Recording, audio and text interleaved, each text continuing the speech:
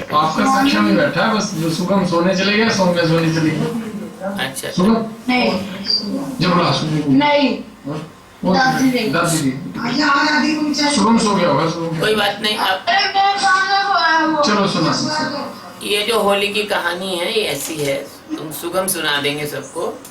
वो ऐसा हुआ कि हिरण्यकश्यप करके एक राक्षस था, हिरण्यकशिपु, और हिरण्यकशिपु करके एक राक्षस था, हिरण्यकशिपु। उसको हम लोग सामान्य बोलचाल में हिरण्यकश्यप बोलते हैं। तो वो राक्षस था, तो उसको ऐसा भ्रम हो गया कि वो खुद भगवान है, बाकी कोई भगवान है नहीं। जैसे आजकल दूसरे लोगों को हो गया ना भ्रम, आजकल भी राक्षसों को ये भ्रम हो गया है, अरे जी भगवान किसने देखा है, भगवान तो कोई होता नहीं है, ये तो सब बेकार की कपोड़ेबाजी है, लाओ बियर खाएंगे, मुर्गा खाएंगे, ये खाएंगे, लाओ ऐसा करेंगे। ऐसे जो राक्षसी वृत्ति के जो लोग हैं, है ना, क्या कह रही रेखा बेटा? तो राक्षसी वृत्ति के जो लोग हैं वो भगवान को मानते नहीं, ऐसा वो हिरण्यकश्यप नहीं मानता था। तो अब वो प्रहलाद जी जो थे वो पेट में आ गए माता जी के, उनकी माँ के, और इंद्र ने उनका अपहरण कर लिया, उनकी माँ का। तो इंद्र उसके पेट के बच्चे को मारने लगा। तो नारद जी ने समझाया, भाई इसको मत मारो। बोले क्यों? कि भगवान विष्णु का बहुत महानतम भक्त आ रहा है इसके पेट में, तेरे को कोई दिक्कत नहीं होगी इससे, ये राक्षस नहीं है। इंद्र ने छोड़ दिया। अब क्या हुआ, प्रहलाद जी का जन्म हुआ। अब बचपन से ही वो सतोगुणी भगवान के प्रेमी भक्त। अब क्या हुआ कि उन्होंने उनको जो है, जो थोड़े बड़े हुए तो उनको गुरुकुल में भेज दिया। अब गुरुकुल में भेज दिया तो वहां ओम नमो भगवते वासुदेवाय भगवान विष्णु को ही वो के गुणानुवाद गाया, और इधर ये राक्षस ने यज्ञ हवन सारी साधना जो भी होता था भगवान के लिए सब बंद करवा दिया इसने, हिरण्यकश्यप ने। अब भैया प्रहलाद जी तो का ऐसा प्रभाव, ऐसा आत्मविश्वास, ऐसी उनकी दृढ़ता कि उनको देखकर जो राक्षसों के लड़के थे वो भी भगवान के भक्त हो गए, और राक्षसों के जो गुरु थे वो घबरा गए। क्यों? कि 6 महीने बाद जब प्रहलाद को लाया गया दरबार में, तो हिरण्यकश्यप ने पूछा, बोलो भाई भगवान कौन है? क्योंकि वहां तो ये शिक्षा दी जाती थी कि भगवान हिरण्यकश्यप जी हैं, उन्हीं के मंदिर, उन्हीं की पूजा, उन्हीं का सब, है ना। जैसे आजकल भी कभी कभी देख रहे हो ना कि लोग नेता अपनी पूजा कराने लग गए हैं। कुछ नेताओं ने तो मंदिर भी बन गए कुछ नेताओं के, है ना, पूजा करवाने। तो ऐसे ही वो, अब भाई नेता तो अब पूजा करवा रहे हैं, प्रजातंत्र तो पूजा करवा रहे हैं। जब एक तंत्र है तो क्या नहीं होगा? जब एक छत्र राजा है, कोई सम्राट है, उसकी तलवार की धार से लोग डरते थे, फट से गर्दन काट देता था गड़बड़ करने वालों की। तो कहने का तात्पर्य यह है, तो प्रहलाद से पूछा कि आप बताइए कि भगवान कौन है? तो उन्होंने कहा कि भगवान तो विष्णु है, संसार के वही मालिक हैं, और अपन तो केवल उनके सेवक हैं, और आप राजा बने हो तो उनकी कृपा से ही बने हो। तो उनको तो बहुत गुस्सा आ गई। तो जो उनके आचार्य पढ़ाने वाले थे उन्होंने कहा, पकड़ो इनको, कोड़े सजा लगा उनको। तो उन्होंने कहा, भगवान हमारा कोई दोष नहीं है, पता नहीं क्या हो गया है इसको, और ऐसा हमको थोड़ा समय और दें। तो फिर उनको समय दिया, फिर बुलाया 6 महीने बाद, फिर वही बात, अरे अब क्या करें? तो उन्होंने कहा, हिरण्यकश्यप ने, कुछ नहीं, ऐसा लड़का किसी काम का नहीं जो हमारे शत्रु की निंदा कर रहा है, शत्रु की प्रशंसा कर रहा हो। कुछ नहीं, इसको एक काम करो, ऊंचे पहाड़ पे ले जाके इसको फेंक दो, इसकी हड्डी चूरम चूर हो जाएगी। तो फेंक दिया भाई उनको। जब फेंक दिया उनको तो भगवान की बड़ी कृपा है कि पता नहीं क्या हुआ होगा कि भगवान खुद आए। अब तो ऐसा कहते हैं भगवान ने आके बचाया, लेकिन भगवान जिसको बचाते हैं तो फिर उसकी व्यवस्था कर देते हैं। हो सकता है वह घास फूस पड़ा हो, बहुत ऊंचा घास पड़ा हो, प्रहलाद गिरे होंगे, नहीं लगी उनको, बच गए, ठीक है। उन्होंने कहा बच गए तो फिर पकड़ के लाए, बोले इसको समुद्र में फेंक दो, या बड़े बड़े मच्छी खा जाएंगे इसको। समुद्र में फेंक दिया। समुद्र में फेंका तो भगवान की कृपा हुई और उनको बचा लिया गया। समुद्र से भी किसी न किसी निमित्त से बचा लिया गया, ठीक है। अब उन्होंने कहा कुछ नहीं, इसको एक काम करो, कि गरम करके एक लोहे के खंबे से चिपकाओ, बांधो इसको। तो प्रहलाद डरे, छोटे बच्चे अपने सुगम जैसे। तो प्रहलाद ने देखा कि लाल खंबे पे एक छोटी सी चींटी चल रही है, और चींटी को ध्यान से देखा तो उसमें भगवान का दर्शन हो गया। प्रहलाद दौड़े और चिपट गए उससे, उससे भी नहीं मरे। क्या करें? उनने कहा कुछ नहीं, 2 मन तेल का बड़ा कड़ा, जैसे होली में कड़ा नहीं रहता पानी का, गांव में कड़ा रहते हैं, उसमें लोगों को पकड़ पकड़ के डाल देते रंग के कड़ाओं में। ऐसे उन्होंने क्या किया, खौलते हुए तेल में प्रहलाद को डाला, तो प्रहलाद उससे भी नहीं मरे। अब क्या हुआ कि प्रहलाद की एक भुआ थी, हिरण्यकश्यप की बहन थी, उसका नाम था होलिका। उसको अग्नि ने प्रसन्न होकर एक वस्त्र दिया था। उनने कहा था दी थी, हाँ, जिससे वो कभी जल नहीं सकती। हाँ, वो जल नहीं सकती थी। तो अब क्या हुआ कि उन्होंने कहा भाई साहब आप चिंता मत करो। बोले क्या? मैं इसको बैठ लेके आग में बैठ जाऊंगी और ये जो है जल जाएगा और मैं निकल के आ जाऊंगी। तो हिरण्यकश्यप बहुत खुश हुआ कि हाँ ऐसा करो, क्योंकि ये तो बिल्कुल विष्णु का ऐसा भक्त है कि मेरी पूरी प्रजा को बिगाड़ देगा ये, तो है ना। तो क्या करना हो, ठीक है।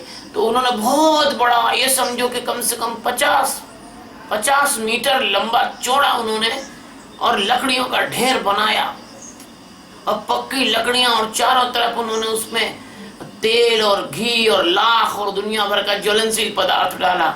और होलिका प्रहलाद को लेके, 5 साल के प्रहलाद को लेके बैठ गई। अब ये अंदर बैठे ओम नमो भगवते वासुदेवाय का जाप कर रहे, उधर से आग लगा दी गई। आग लगा दी तो भगवान की ऐसी कृपा हुई कि हवा चली और वो कपड़ा उड़ के प्रहलाद पे लपट गया, जो वरदान का कपड़ा था जिसमें आग का असर नहीं होता था, जो फायर प्रूफ क्लॉथ था। फायर प्रूफ क्लॉथ, फायर नहीं उसमें असर करती थी। ये जो अभी फायर फाइटर लड़ते हैं ना, उनके कपड़े बनते हैं ना फायर प्रूफ क्लॉथ के, कि जो आग बुझाने जाते हैं ना वो लोग, उनके कपड़े वैसे ही तो बनाए जाते हैं कि आग का असर नहीं होता उनपे। अब भैया होलिका तो जल गई, और प्रहलाद महाराज जो है, आग जब ठंडी हुई तो ये तो बिल्कुल आग पे पैर रखते हुए फर्स्ट क्लास और कपड़ा लपेटे हुए बाहर आ गए। तो ऐसा, अब तो हिरण्यकश्यप बहुत परेशान हो गया, क्या करें क्या नहीं करें। तो उसने प्रहलाद को पकड़ा और बोले तेरा विष्णु कहाँ है, बता तेरा विष्णु कहाँ है जिसकी तू बड़ी बड़ी बातें कर रहा है। तो प्रहलाद ने हाथ जोड़ के कहा मेरे भगवान तो सब जगह है। कहते ना कि करूं किस भांति आवाहन के तुम सर्वत्र व्यापी हो, करूं किस भांति आवाहन कि तुम सर्वत्र व्यापी हो, पुकारूं क्या तुम्हें भगवन मेरे दिल में विराजे हो। भगवान को क्या पुकारना, वो तो दिल में बैठे हुए हैं। तो कहने का तात्पर्य हुआ कि उन्होंने कहा, हिरण्याकशिपु से प्रहलाद भक्त ने, कि तुम में भी है भगवान, मुझ में भी है भगवान, इस जिस हाथ में तुम खड़ग पकड़े हो इस तलवार में भी है और खंबे में भी है। अब प्रहलाद को तो मारते मारते वो थक गया था, कोई शस्त्र मस्त्र का असर होता नहीं था, तलवार से वो कटते नहीं थे भगवान की कृपा से। जब वो खुद भी तलवार से नहीं कटता था तो उसका बेटा क्या कटेगा। तो अब क्या है, तलवार वो तोड़ नहीं सकते थे क्योंकि तलवार से उनको विष्णु से लड़ना था। खुद को वो आत्महत्या कर नहीं सकते थे, उनको ऐसा वरदान प्राप्त था कि न दिन में मरूं, न रात में मरूं, न अस्त्र से मरूं, न शस्त्र से मरूं, न धरती पे मरूं, न आकाश में मरूं, न जानवर से मरूं, न इंसान से मरूं, इतना वरदान प्राप्त था। तो उनके पास एक ही विकल्प बचा हिरण्यकशिपु पे, कि उनके पास खंबा ही बचा बस। जाको प्रभु दारुण दुख देई ताकि मति पहले हर ले। चूहे को पकड़ना होता है तो उसके केवल एक ही रास्ता रखते हैं, चूहे का घुस गया, निकल नहीं सकता, फंस गया वो। तो हिरण्यकश्यप फंस गया, उसने दी मिला के तलवार उसमें खंबे में और जोर से लात मारी तो एकदम गड़गड़ाहट के साथ खंबा फटा और नरसिंह भगवान प्रकट हुए। उनका सिर शेर जैसा था और शरीर मनुष्य जैसा था। और जैसे इसने देखा हिरण्यकश्यप ने, तो आधे तो उसके देवता वैसे ही कूच हो गए, डर गया वो देखकर। और जब भगवान जोर से चिल्लाए तो फिर उसकी चिल्लाहट सुन के और उसकी हालत खराब। लेकिन वो बहादुर तो था ही, भगवान से युद्ध भी करा उसने, भगवान से युद्ध करा। भगवान ने उसको ऐसे खिलाया जैसे चूहे को बिल्ली खिला के पकड़ के खिला खिला के पकड़ती है, एक पंजे से पकड़ती फिर छोड़ देती, फिर पकड़ती फिर छोड़ देती है। ऐसे भगवान उससे लड़ते रहे और लड़ने के बाद भगवान ने लपक के उसको पकड़ा और पकड़ने के बाद भगवान देहरी पे बैठ गए, क्योंकि जब लड़ इसलिए रहे थे कि उस समय टाइम नहीं हुआ था। उसने कहा था दिन में मरूं न रात में मरूं, जब शाम का इंतजार था भगवान को। तो जैसे ही सूरज ढला ना दिन था न रात था, खट पकड़ के और दोनों जांघों पे ऐसे रख लिया जैसे छोटे बच्चे को रख लेते हैं, और पकड़ दबोच के जैसे बाज पक्षी दबोचता है ना छोटे से चूजे को, ऐसे दबोच के पूछा बोल ये दिन है कि रात? तो वो इधर उधर आके घुमा के कहता है ना तो दिन है और ना रात है। तो फिर पूछा कि बता मेरे को देख, मैं इंसान हूं कि जानवर हूं? बोले आप ना तो इंसान लग रहे हो ना जानवर लग रहे हो। पूछा अच्छा बता ये मेरे पास अस्त्र है कि शस्त्र है? नाखून बताए।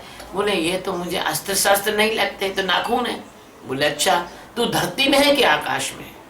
तो बोले ना तो मैं धरती में हूँ क्योंकि नीचे नहीं कट गिरा हूँ, और आकाश में इसलिए नहीं हूँ कि ऊपर भी नहीं हूँ, आपकी जांघों पे हूँ। तो बस भगवान ने जोर से चिंगाड़ के और अपने नाखून से उसका पेट फाड़ दिया और भयंकर क्रोध, तीनों लोग कांपने लगे। अब तीनों लोग कांपने लगे, ना तो ब्रह्मा की ताकत भगवान को मना ले, न शंकर भगवान की ताकत की भगवान को मना ले, न इंद्र की ताकत। और भगवान ने जब उसको मारा तो भयंकर क्रोध से वो जो भगवान वो बिल्कुल एकदम से वो परम तेज की अवस्था में आ गए। तो फिर प्रहलाद को ही कहा कि तुम ही जाओ। तो प्रहलाद ने भगवान के हाथ जोड़ के प्रार्थना की तो भगवान का क्रोध शांत हो गया और भगवान अपनी जीभ से प्रहलाद को प्यार से चाटने लगे। ऐसे धन्य है दीन बंधु दयालु, दीनों के नाथ, अपने भक्तों को बहुत प्यार करने, भक्तों के लिए अपना जीवन देने वाले, भक्तों के लिए अवतार लेने वाले, भक्तों को बहुत प्यार करने वाले, ऐसे दयालु भगवान को आज हम प्रणाम करते हैं। और ये होली का दिन इस कथा का दिन है जो मैंने आपको सुनाई। ये कथा होली के दिन जो सुनता है उसका अवश्य उद्धार होता है, उसके परमात्मा के मार्ग के द्वार अवश्य खुलते हैं। सद्गुरु भगवान की जय।